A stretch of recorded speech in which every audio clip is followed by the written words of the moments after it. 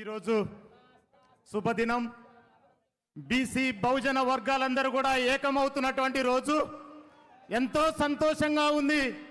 నేను చిలకల Srinivas Yadav Telangana state PSC మెంబర్గా మాట్లాడుతున్నాను. జై బీసీ, జై బహుజన, జై బీసీ, జై రామచంద్ర యాదవ్, జై రామచంద్ర యాదవ్. మిత్రులారా, సమస్త సమాజం అంతా కూడా కదిలి వచ్చింది. బడుగు బలహీన వర్గాలకు జరుగుతున్నటువంటి అన్యాయాన్ని ధిక్కరించడం కోసమై సమస్త సమాజం అంతా కూడా కదిలి వచ్చింది. ఈ రోజు ఈ కార్యక్రమం జరుగుతున్నందుకు నా ఆత్మీయ బహుజన బంధువులందరూ కూడా వచ్చినందుకు ఎంతో సంతోషం అనిపిస్తుంది.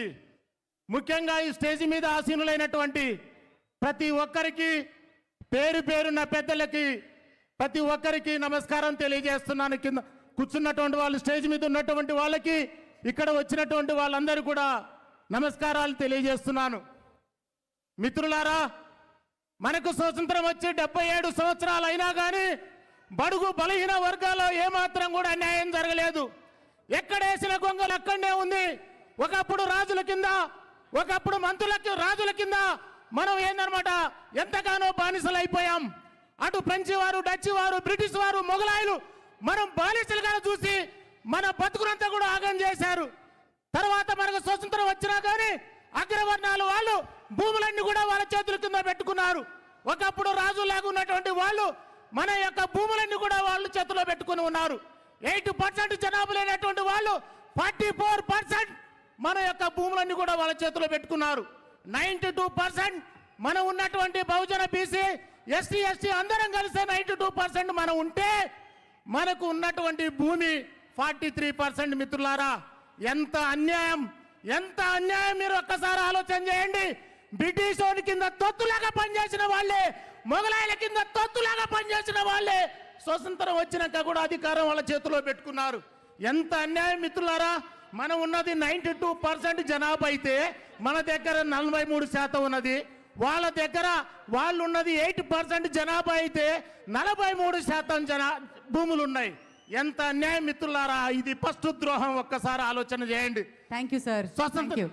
Thank you very much. Please దయచేసి అన్నిగా భావించవద్దు మిత్రులారా. కాబట్టి స్వతంత్రం వచ్చినాక కూడా మనకు అన్యాయం చేయలేదు. మనకు రిజర్వేషన్లు అనే పేరుతోటి రిజర్వేషన్లు ఇచ్చారు. మనకు అన్యాయం జరుగుతుంది. రాజ్యాధికారం వైపు మనం ముందుకు పోవాల్సినటువంటి అవసరం ఉంది. మన కోసం ఏందన్నమాట తొత్తులుగా పనిచేస్తూ, అగ్రవర్ణాలకు తొత్తులుగా పనిచేస్తూ మనల్ని తొక్కుతున్నటువంటి వాళ్ళకి బుద్ధి చెప్పడం కోసమై ఈ రోజు మనం అందరం కూడా ఏకం కావాల్సినటువంటి అవసరం ఉంది. మనం ఏందన్నమాట మన దేవుళ్ళు స్మరించుకోవాల్సినటువంటి అవసరం ఉంది. మన దేవుళ్ళను స్మరించుకోవాల్సినటువంటి అవసరం ఉంది.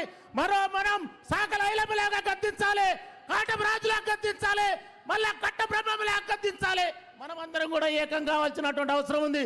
మన వర్గాల మీద దాడులు చేస్తున్నారు, ముక్కలు ముక్కలుగా నరుకుతున్నారు. మీకు చైతన్యం రావట్లేదు. మన బోడ రామచంద్ర యాదవ్ గారు వచ్చారు, మనలో చైతన్యం నింపడానికి వచ్చారు. ముక్కలు ముక్కలుగా నడుపుతున్నారు, మన భూములాపై చేస్తున్నారు, మన హక్కులను దోచుకుంటున్నారు. మనం ఎంతో ముందుకు రావాల్సినటువంటి అవసరం ఉంది. ఆ దిశగా మనం అందరం ఏకం కావడం కోసమై మన నాయకుడు బోడే రామచంద్ర యాదవ్ గారు కంకణం కట్టుకొని బడుగు బలహీన వర్గాల వాళ్ళని రాజకీయ దిశగా ముందుకు తీసుకుపోవడం కోసమై ఇవాళ పెద్ద ఎత్తున బహిరంగ సభ జరిపింది. కాబట్టి మనం అందరం కూడా రామచంద్ర యాదవ్ గారికి సపోర్ట్ చేయాలి. రాజ్యాధికార దిశగా మనం ముందుకు వెళ్ళాలని తెలియజేస్తున్నాను. జై బీసీ, జై బహుజనులారా, జై Bode Ramachandra Yadav. Thank you sir, thank you so much. మరి తదుపరి అనౌన్స్ చేయవలసిందిగా భార్గవి గారిని కోరుకుంటున్నాం. Ma'am please.